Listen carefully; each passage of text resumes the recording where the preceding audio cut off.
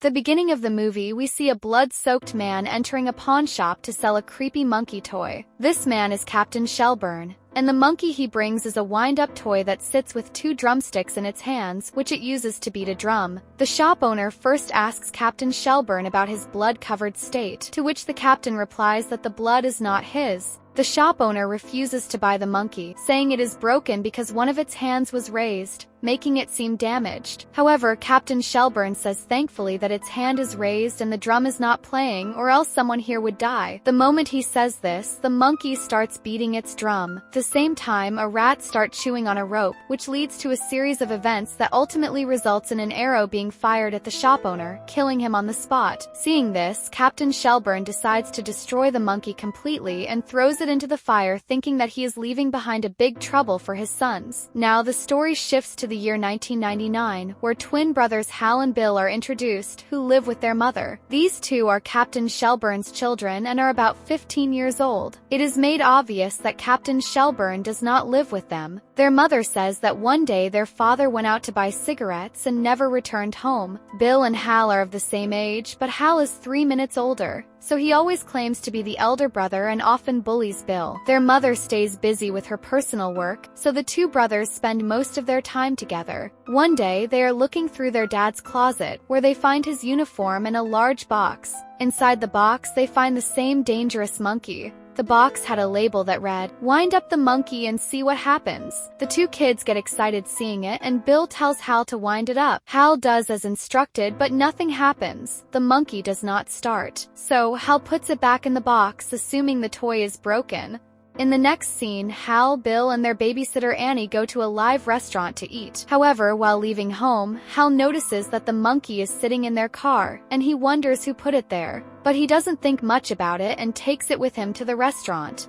Bill, being a stud-type kid, has a crush on his babysitter. As they watch the food being cooked in front of them, everything seems fine. But suddenly, Hal hears the sound of the monkey, the one they had left in the car. That moment, the chef demonstrating his knife skills accidentally slips, and the knife fatally strikes the babysitter, killing her instantly. As Hal had wound up the monkey, which is why it started working, and as soon as it did, the babysitter lost her life. After this incident, Hal and Bill's mother consoles them. As this was obviously a traumatic event, she tells them that life is unpredictable. No one knows when someone might die, but one absolute truth is that everyone will eventually perish. Later at home, Hal goes to the monkey toy and asks if it had anything to do with the babysitter's death. Just then, Bill arrives and bullies Hal again, forcing him to say some mean things. The next day, Hal goes to school, where some girls bully him because Bill spread the monkey story around. Feeling upset, Hal returns home and heads straight to his room.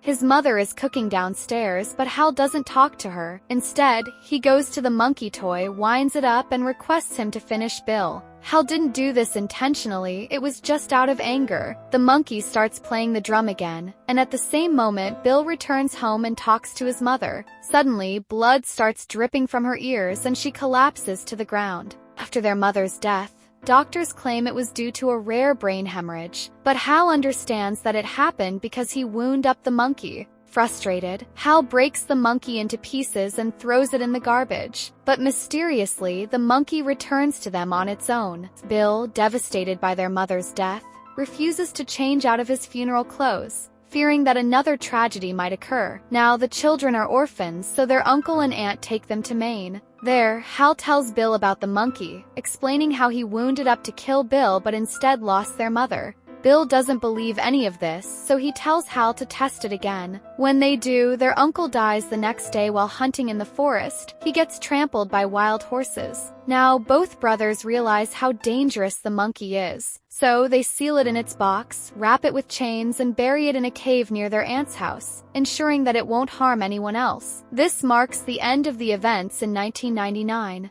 Now the story jumps to the present 25 years later. Hal works as a storekeeper and has no contact with Bill. He doesn't even want to know where Bill is, fearing that the monkey might track them again. Hal asks his manager for 2 days off to visit his son. Hal is divorced, and his ex-wife now lives with her new husband. Hal visits his son, Pete, once a week. That week, Hal is shocked to know that his ex-wife and her new husband are taking full custody of Pete. meaning Hal will never see him again. Since this is his last week with Pete, they go on a road trip and stay in a motel. Pete asks his father about their family, specifically if he has any siblings. Hal lies and says was the only child. Meanwhile in Maine, Aunt Ida is alone in her house. She hears strange noises and takes a gun to investigate. Suddenly, she hears the monkey's drum playing. The wooden stairs break, and she falls, getting seriously injured but surviving. She goes to the mirror to tend to her wounds when she smells gas leaking from the kitchen. As she checks the stove, a spark ignites, setting her head on fire. Running outside, she collides with a billboard. Back at the motel, Hal has a nightmare where he sees his mother in a terrifying form. He wakes up in fear, only to receive a call from Bill after many years. Bill warns him that the monkey is back and targeting their family. This leads to an argument between the two brothers about who will find and destroy the monkey. Suddenly, a short circuit occurs in a nearby air conditioner, causing a wire to break and fall into the motel's swimming pool, conducting electricity throughout the water. As soon as a girl dives into the pool, she receives such a severe electric shock that she dies instantly. Witnessing this, Hal realizes how terrifying the situation is. Just mentioning the monkey's name seems to trigger horrifying incidents around them. Scared by all this, Hal decides to take his son back home, fearing that staying with him might put Pete in danger. However, Pete insists on going to their Aunt Ida's house, which was his father's native place. Considering Pete's wishes, Hal agrees to take him there. Meanwhile, in town, some of Aunt Ida's belongings are being auctioned after her death. A boy named Ricky buys the monkey toy at the auction. In a flashback, we see Ricky remembering his father, though his mother insists that his father was not a good man and was involved with another woman. Hal and Pete arrive in town where they meet Agent Barbara. She informs them about the strange and horrifying incidents occurring in town, where people are dying mysteriously in accidents. Through her, Pete learns that his father has a twin brother. Later, when Hal and Pete bring Aunt Ida's belongings home, Barbara takes Hal to a storage room. When Hal asks whether they found a monkey during the auction, Barbara says she doesn't remember anything specific. But as soon as she opens the storage room door, a shotgun inside goes off, instantly killing her. And as expected, we see the terrifying monkey playing its drum again, confirming that it is back and after Hal, Bill, and their families. That night, the police arrive and warn them not to leave town. Meanwhile, Hal calls Bill suspecting that he is in town but doesn't want to meet him. Instead, he tries to threaten Hal, forcing him to come to him. Here comes the twist in the story. Bill was actually living in town all along, and he was the one who possessed the monkey. Although Ricky had bought the monkey at the auction, he later sold it to Bill. Since then, Bill has been orchestrating all these horrific accidents. Bill had set up his house as a trap, intending to kill Hal because he still blamed him for their mother's and babysitter Annie's deaths. He believed that since the monkey only activated when wound up, Hal was responsible for those deaths. In the past, after they had thrown the monkey into a cave, Bill had secretly gone back searching for it, convinced that the monkey would return. Though he only found its winding key, he never gave up looking. Finally, when Ricky sold him the monkey, the mysterious deaths started again.